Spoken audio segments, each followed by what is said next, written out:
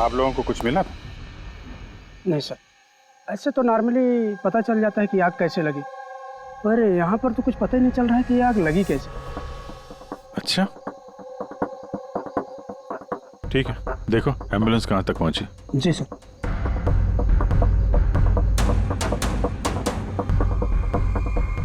बहुत बुरी तरह से झुलस गया। कमाल है, कुछ पता ही नहीं चल रहा है कि आग कैसे लगी है।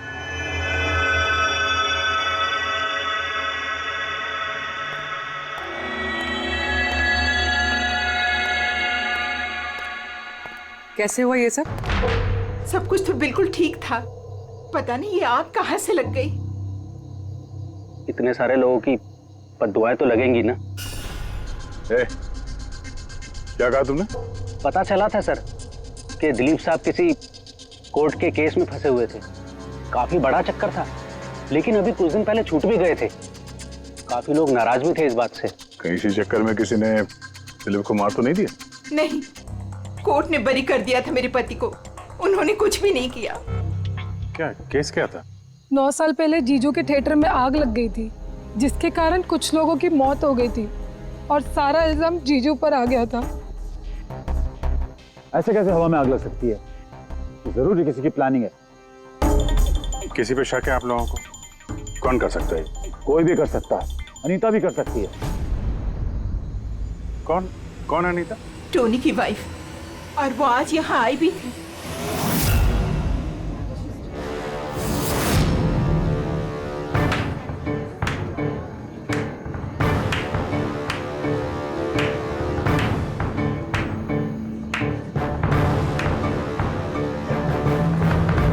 अनीता,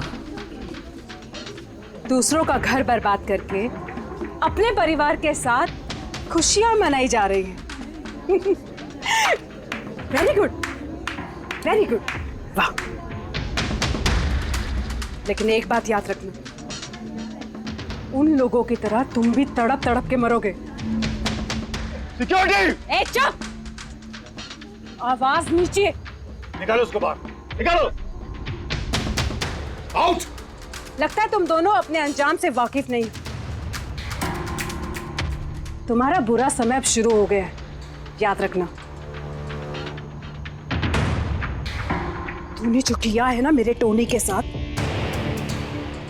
याद रखना, इसके बाद तू नहीं बचेगा। सुना तूने? ले जा इसको। तू नहीं बचेगा,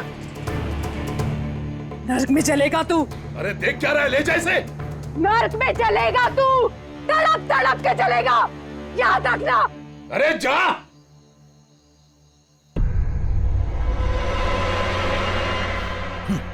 लेट्स एंजॉय रोहन। अरे भूल जाओ।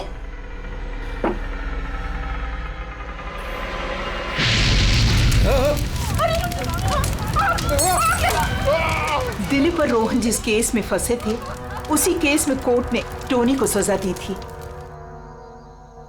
अच्छा, किस किस को पता था कि आप लोग यहाँ रेस्टोरेंट में आने वाले हैं? पता नहीं सर। अच्छा, दिलीप जी के आने से पहले इस चेयर के आसपास किसी को देखा था क्या? किसी अनजान आदमी को? नहीं सर, किसी को नहीं देखा सर। ये टेबल किसने रिजर्व किया था? दिलीप जी का फोन आया था, कह रहे थे कि हमारे लिए टेबल रिजर्व रखो। हमेशा यहीं बैठते थे, इसी टेबल इसी चेयर पर, रेगुलर कस्टमर थे हमारे। किसी को पहले से पता था कि दिलीप यहाँ इसी टेबल पे बैठेगा? सर, कुर्सी के पास तो ऐसी कोई चीज नहीं है जिससे आग लग सकती हो। कमाल की मिस्ट्री है यार। CCTV camera,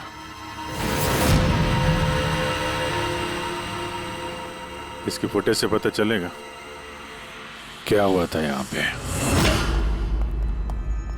oh my God, ये सब कैसे हो गया? कौन कर सकता है ये सब? उसी ने जिसने दिलीप का खून किया, सबूत मिटाने के लिए। तो ऐसे कैसे कोई मॉनिटर रूम में घुसा है? सिक्योरिटी कहाँ है तुम्हारी? सर, इस रूम में सिक्योरिटी की जरूरत ही नहीं है, इससे पहले कभी ऐसा हुआ ही नहीं है। सर, सर मुझे नहीं लगता उसके पास टाइम होगा सीसीटीवी फुटेज डिलीट करने का। सर, उसने बस तोड़फोड़ कर दी है। अगर हम किसी एक्सपर्ट को बुलाते हैं सर, तो वो शायद हार्ड डिस्क से रिकवर कर पाए सर।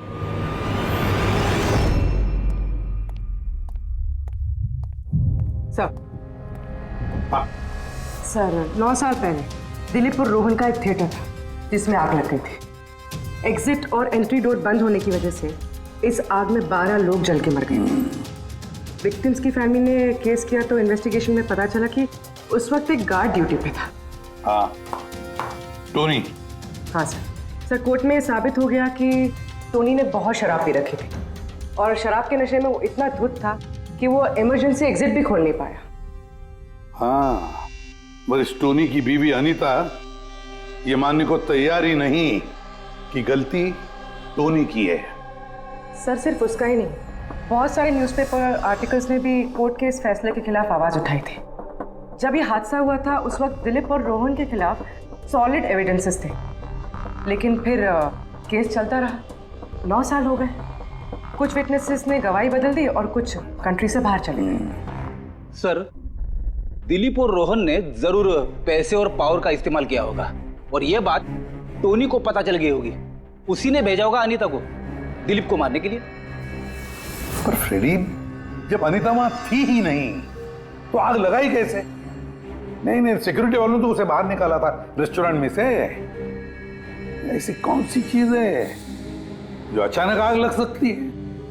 सर शायद डॉक्टर सालुंके हमारी मदद कर सके, या फिर अनीता।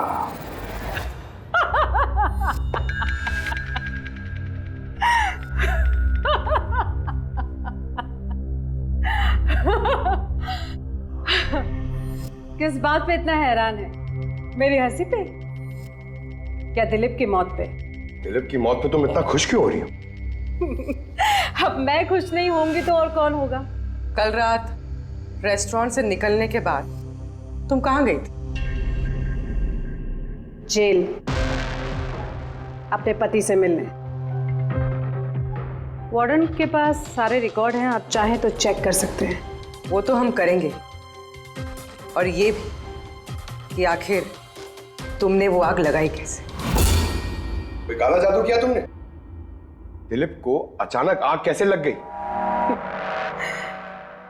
काला जादू आता तो जरूर करती,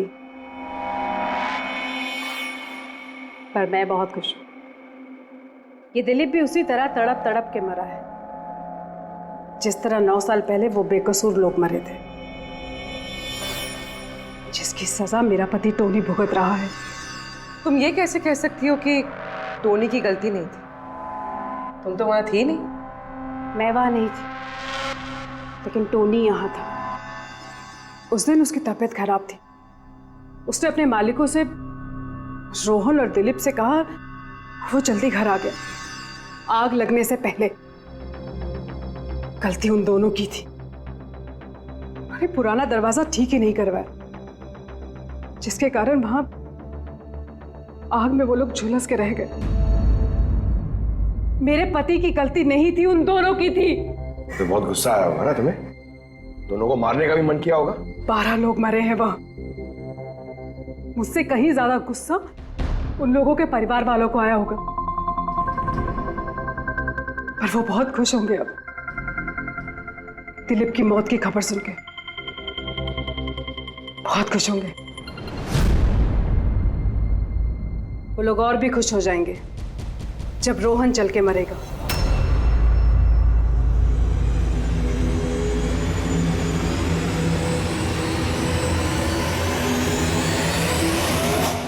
सर 42 लोग हैं, उन 12 विक्टिम के करीबी रिश्तेदार और फैमिली वाले।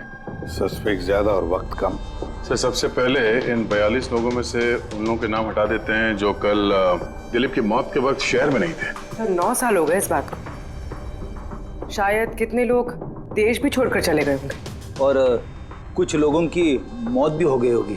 फिर भी पता तो लगाना ही पड़ेगा। देखो कितने लोग शहर में थे जब दिलीप की मौत हुई।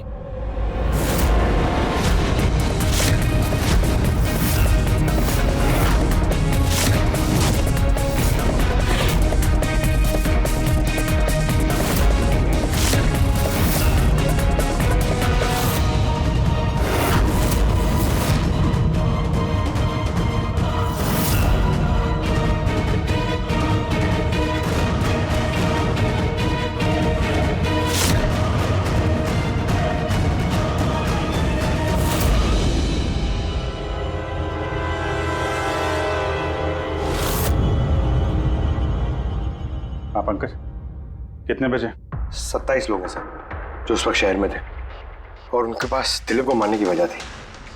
ठीक है, बुलाओ सबको ब्यूरो में, देखते हैं क्या कहानी सुनाते हैं ये लोग अपनी बेगुनाही की। जेम्स, तुम्हारे पिताजी 9 साल पहले थिएटर में लगी आग में जलकर मर गए, है ना? Yes sir. आपके हस्बैंड फिल्म अकेले देखने गए थे? उस दिन मैं बिजी थी, इसलिए वो अकेले ही चले गए।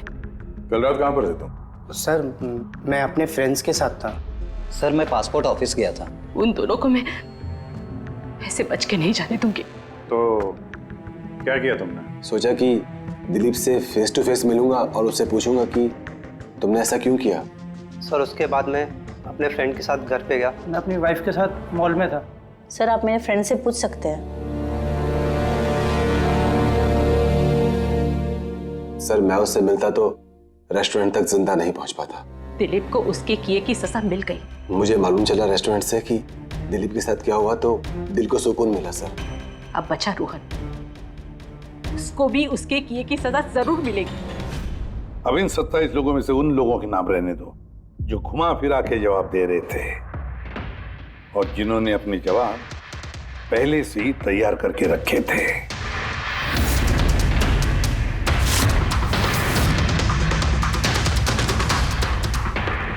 सर अब 15 बजे। अब इन 15 लोगों को उस दिन के बारे में पूछते हैं जब 9 साल पहले थिएटर में आग लगी थी। देखते हैं किसे सबसे ज्यादा गुस्सा आता है, कौन मुंह फेर लेता है।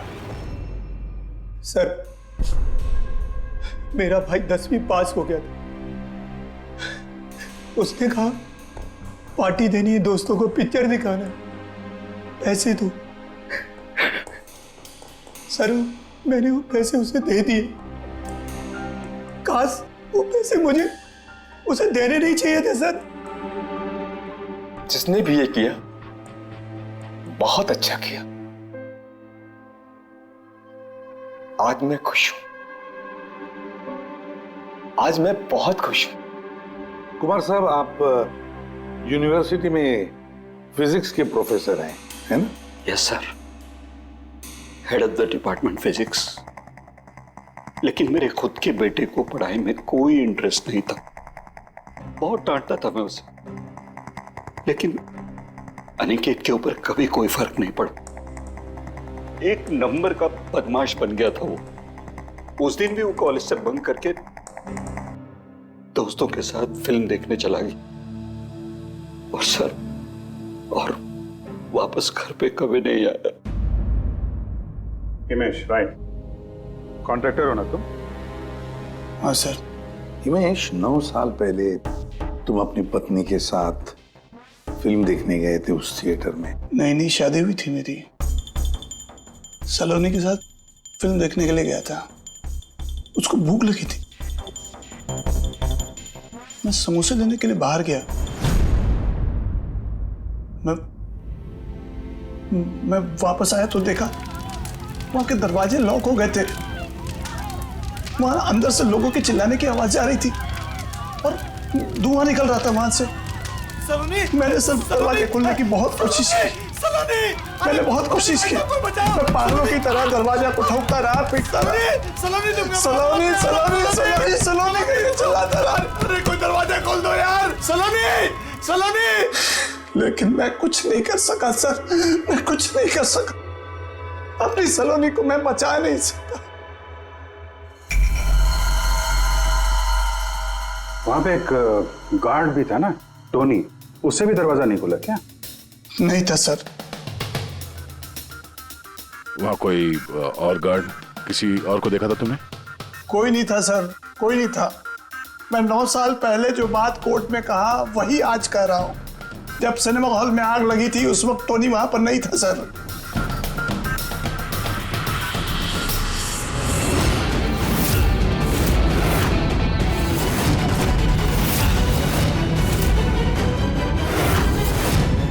सर ये है हमारे फाइनल 15 सस्पेक्ट जो दिलीप को मार सकते हैं। सो कॉप्स कह रहे थे कि फायरमैन को भी पता नहीं चला कि आग का एग्जैक्टली सोर्स क्या था। उन लोगों को तो जनरली ढूंढ कर पता चल जाता है। कि वहां पर ऐसी कौन सी चीज थी जो तुरंत आग पकड़ती है, लेकिन उन्हें पता नहीं चला। उन्हें पता नहीं चला। उन्हें इसलिए पता नहीं चला क्योंकि उस चीज की ना तो कोई खुशबू थी ना कोई रंग था। Exactly sir. मतलब अगर लिक्विड होता ना तो इस दिलीप को पता चलता जब वो चेयर पे बैठता, उसे फील होता। और अगर पाउडर होता तो हमें टेस्टिंग में पता चल जाता। इसका मतलब ये तो गैस। इसका मतलब ये गैस है। गैस? तो इसीलिए उस फायरमैन को पता नहीं चला कि किस चीज से आग लगी है। इनफ्लेमेबल गैस बॉस, जिसे सिर्फ एक स्पार्क की जरूरत होती है आग पकड़ने के लिए। अच्छा, मुझे एक बात समझ में नहीं आ रही है। दिलीप इस कुर्सी पर बैठा था तो गैस कुर्सी पर आई कहां से? कुर्सी से ही। क्या? कुर्सी से? वो ऐसे बॉस, जिस चेयर पे ये दिलीप बैठा था उसके नीचे की तरफ किसी ने ज्वलनशील गैस का स्प्रे किया हुआ था। मरते वक्त दिलीप के कांटेक्ट में दो चीजें थी। एक तो ये चेयर जिस पे वो बैठा था और एक वाइन का ग्लास जो उसने हाथ में पकड़ा हुआ था। हमने ये दोनों चीजें चेक की तो इस चेयर के ऊपर से हमें इनफ्लेमेबल गैस के कुछ ट्रेसेस मिले।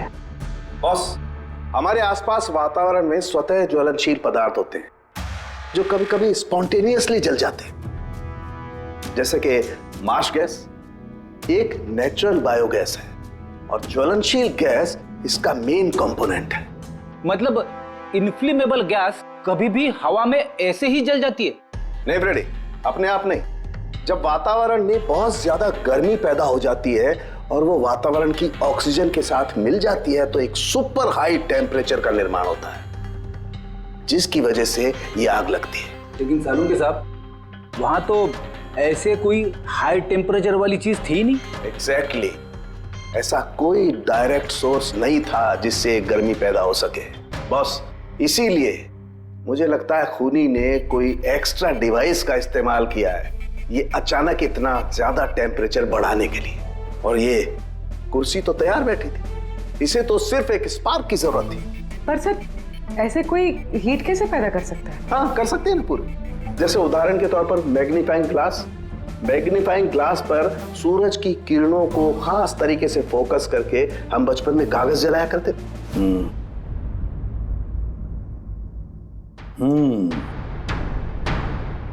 लगता है इस रेस्टोरेंट में फिर से जाना पड़ेगा।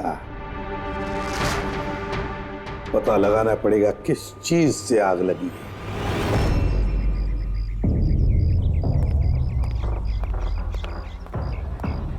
पूरा एरिया छान मार लिया सर, लेकिन ऐसी वो चीज ही नहीं मिली जिससे आग लग सकती है।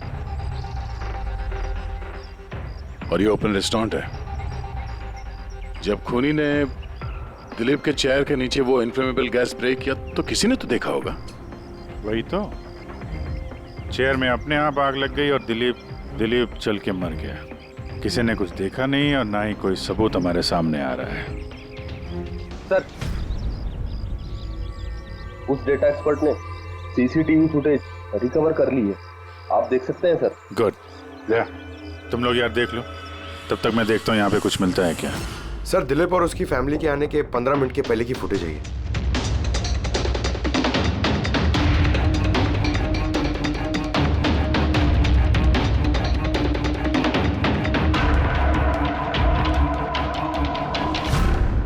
ये कुर्सी चेंज कर रहा है। इसका कोई दूसरा एंगल है क्या? इसी टाइम का चेक करो। एक मिनट सर।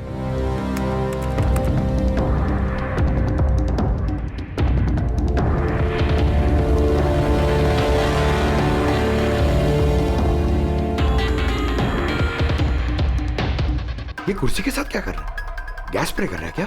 हाँ, तो उसने अपने चेयर पे गैस स्प्रे किया और उसने अपनी कुर्सी को उस कुर्सी से बदल दी जिस पे दिलीप बैठने वाला था।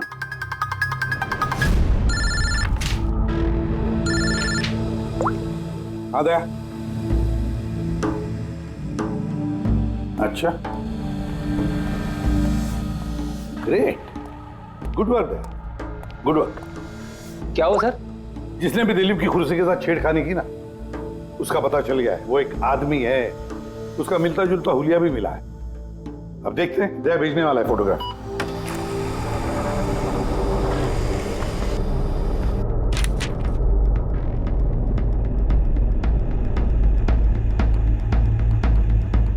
खूनी इन बचे लोगों में से ही कोई एक है, इन्हीं में से एक।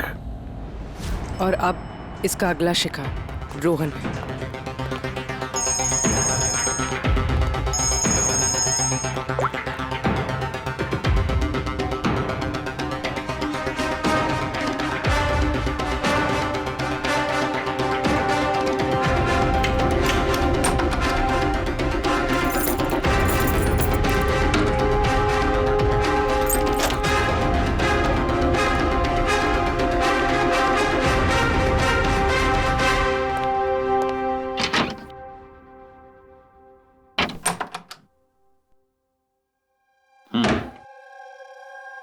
मुझे लगता है कोई मेरी और दिलीप की रिहाई से खुश नहीं है।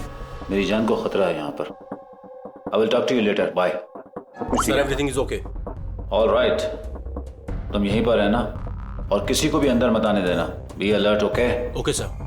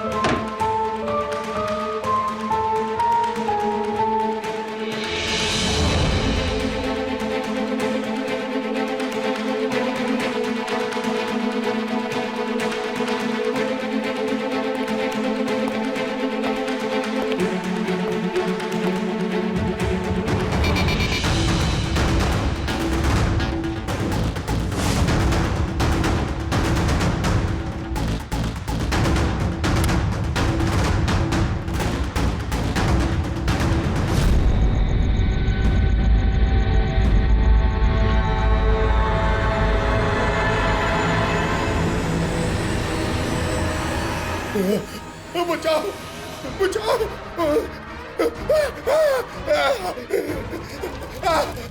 बचाओ। पानी पानी बचाओ बचाओ। कोई है? बचाओ।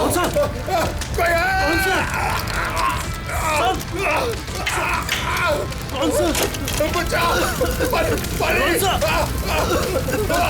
कौन सा?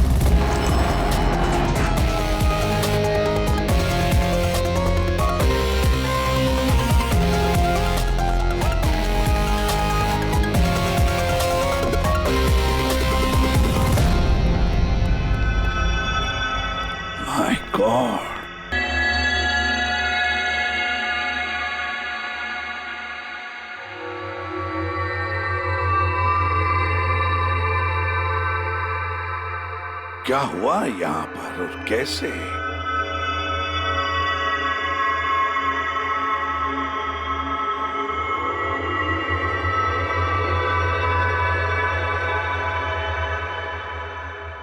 पर भी और किसी किस्म की कोई स्मेल नहीं सिवाय इस जली हुई लाश की बदबू के। यानी ये मर्डर भी इन्फ्लेमेबल गैस से हुआ है? शायद। ये सब हुआ कैसे? हाँ? सर मैं रोहन सर का बॉडीगार्ड हूं सर। अच्छा, तो फिर ये आप लोग कहाँ थे जब ये सब हुआ? सर रोहन सर ने मुझे बाहर निगरानी के लिए कहा था, तो थोड़ी देर के बाद सर उनके चिल्लाने की आवाज आई तो मैं उनके कमरे की तरफ भागा, लेकिन सर दरवाजे के चारों तरफ से धुआं देखा तो मैं दूसरी चाबी से दरवाजा खोल के अंदर गया तो देखा कि सर रोहन सर जले पड़े थे। आप लोगों को भी कुछ पता नहीं है? कमाल है, कमरे के अंदर कोई लीड नहीं मिला, शॉर्ट सर्किट नहीं हुआ है, ये पर्दा अंदर से बंद है, ये विंडोज परमानेंटली क्लोज्ड है, कोई बाहर से अंदर भी नहीं आ सकता। अब बाहर से अंदर कोई व्यू भी नहीं है, कोई देख नहीं सकता, तो फिर आदमी मरा कैसे? इससे लगी है आग बॉस।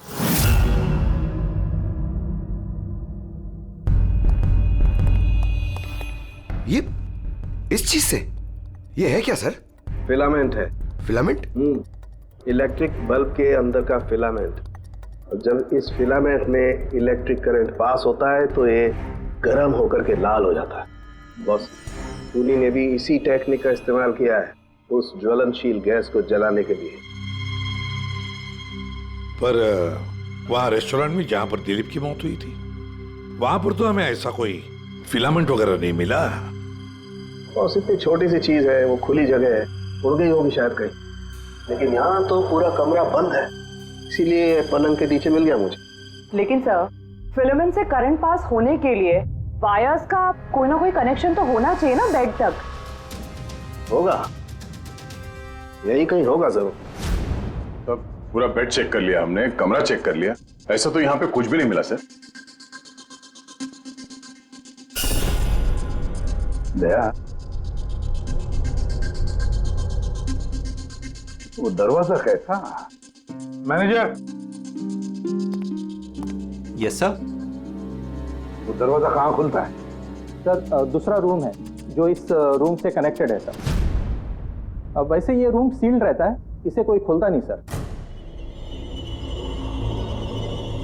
खोलो दरवाजा। Yes sir. आइए सर।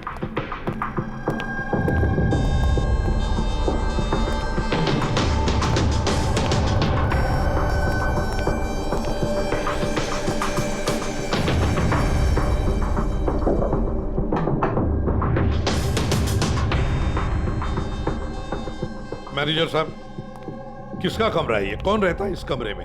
गेस्ट है कोई सर, डिटेल्स चेक करनी पड़ेगी। मंगाओ। Okay sir.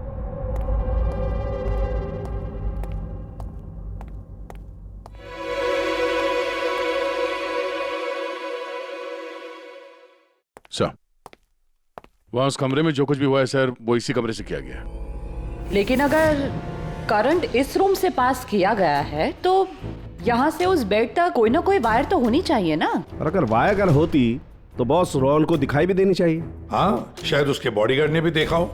बुलाओ उसके बॉडीगार्ड को। आप आओ यहाँ।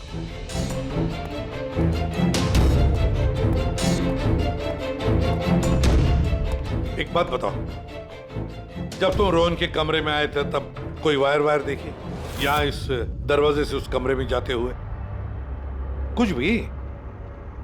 नहीं सर, रोहन सर के रूम के अंदर जाने से पहले मैंने रूम को पूरी तरह से चेक किया था सर, लेकिन वायर जैसी कोई चीज उस रूम में नहीं दिखाई दी। ठीक है, जाओ तुम। जो कुछ भी हो दया, खूनी ने इसी दरवाजे का इस्तेमाल किया। इस दरवाजे से वो रोहन के इस कमरे में आया, उसने बेड पर इन्फ्लेमेबल गैस स्प्रे किया और किसी भी तरह से फिलामेंट को करंट दे दिया। बस फिलामेंट गर्म हो गई और इन्फ्लेमेबल गैस ने आग पकड़ ली, रोहन की मौत हो गई। बस एक बात पक्की है, ये जो कोई भी है उससे इलेक्ट्रिक और केमिकल्स की बहुत अच्छी जानकारी है। प्रोफेसर कुमार, फिजिक्स का प्रोफेसर कुमार, उससे बढ़कर और कौन जान सकता है इस सारे मामले में? दया, अच्छा, इस प्रोफेसर कुमार से मिल लो। अच्छा दया, मैं भी चलता हूं तुम्हारे साथ।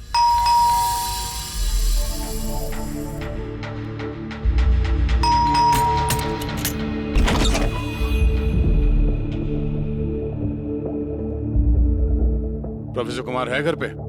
हाँ है, लेकिन आप लोग? सीआईडी। सीआईडी?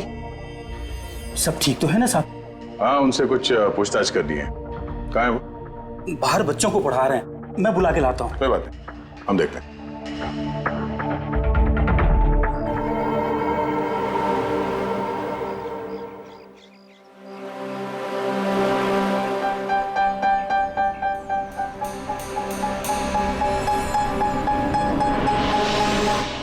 मिस्टर कुमार, हमें आपसे कुछ पूछताछ करनी है। पूछिए, क्या पूछना है? इसे पहचानते हैं आप? ये तो फिलामेंट है। गुड, सही पहचाना आपने। आपको पता ही है फिलामेंट हमें कहाँ से मिला? ये तो आप ही को पता होगा कहाँ से मिला आपको। रोहन के बेड के नीचे से। कल रात उसी बेड पे रोहन जल के मर गया। व्हाट? रोहन की भी डेथ हो गई?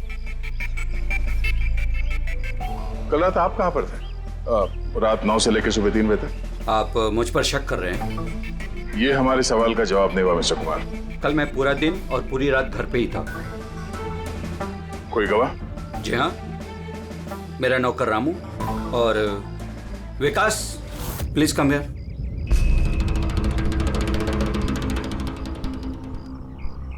Yes sir.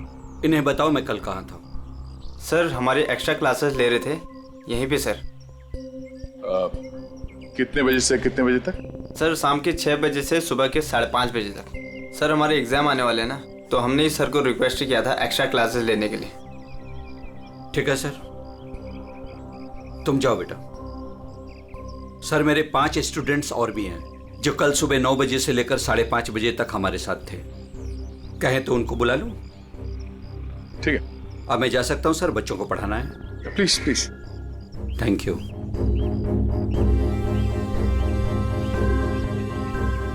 हाँ तो बच्चों में ये कह रहा था कि बिना सोल्डरिंग वायर के भी हम मदरबोर्ड फिक्स कर सकते हैं with the help of adhesive conductor.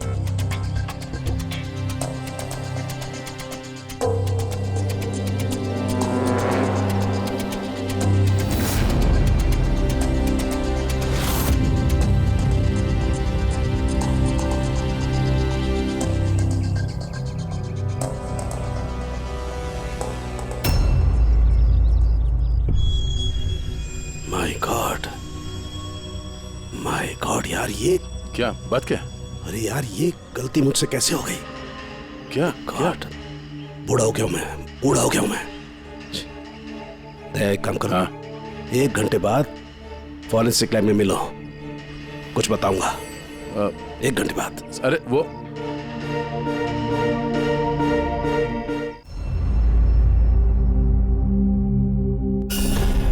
लो बस एक काम करो, इस स्विच से इन बल्ब्स को जलाओ। इस स्विच से?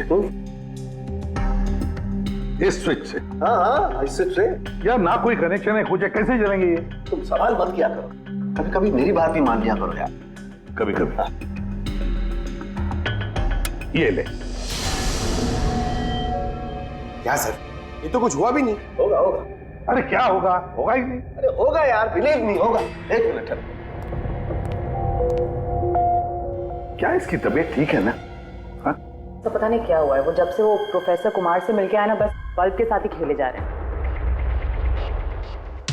बात बताओ, वो फिंगरप्रिंट्स का क्या रिपोर्ट आया? वही जो फिंगरप्रिंट्स तूने होटल वाले से लिए थे और रूम में उठाए थे।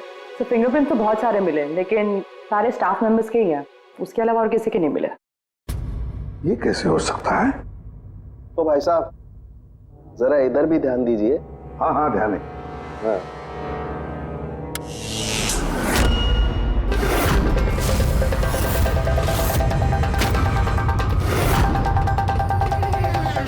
अरे सर, ये बल्ब जलने कैसे लगे? क्या बात है सालूके साहब, बिना वायर के सारे बल्ब जला दिए। लेकिन सालूके साहब, ये सब आपने किया कैसे? ठीक वैसे ही हुआ ये फ्रेडी, जैसे कि खूनी ने किया था उस दिलीप की कुर्सी पे और रोहन के बेड पे। जादूगर सालुंखे, जरा साफ साफ बताइए, आपने ये किया कैसे? करंट क्या हवा में से आया? हवा में से नहीं आया बॉस, करंट आया है इलेक्ट्रिक पेंट के जरिए। Electric paint? हाँ, इलेक्ट्रिक पेंट।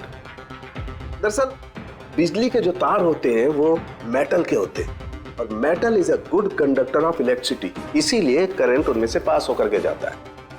ठीक इसी तरीके से कुछ पेंट भी होते हैं जिन्हें हम इलेक्ट्रिक पेंट कहते हैं, और ये भी गुड कंडक्टर ऑफ इलेक्ट्रिसिटी होते हैं। इनमें से भी इलेक्ट्रिसिटी पास हो सकती है, और कमाल की बात यह है कि ये किसी भी कलर में मिल सकते हैं। जो आसानी से किसी भी बैकग्राउंड में मर्ज भी हो सकते हैं। ओह, इसीलिए हमें होटल रूम में और रेस्टोरेंट में कुछ दिखा नहीं सर। Exactly that.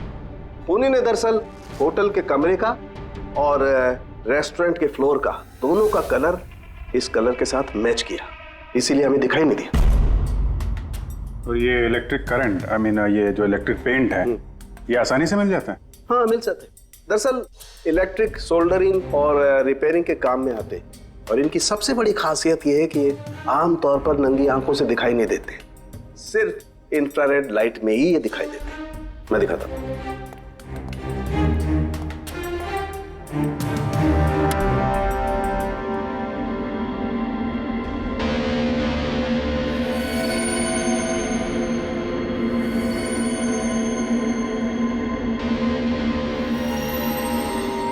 देखा बॉस?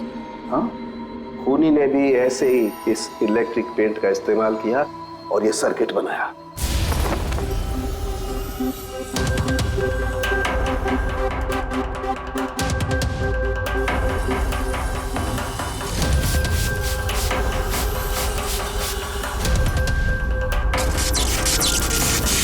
एक बात तो पक्की है, ये जो भी कोई है उसे इन सारी चीजों की पक्की जानकारी है। मगर सर, इनमें से खूनी कौन है? इस प्रोफेसर से तो मिल लिए सर, ये तो नहीं है। ये बंसी?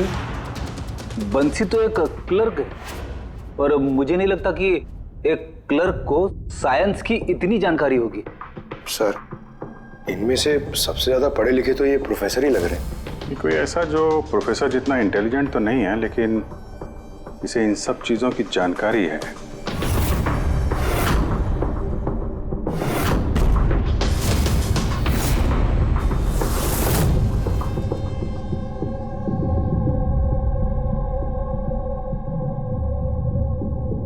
वो ये है अभिजीत, ये है वो।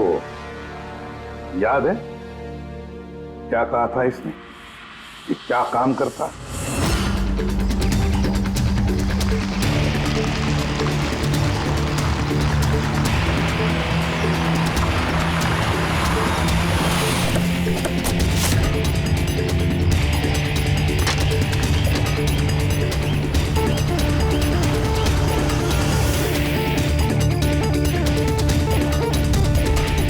चले ससुराल।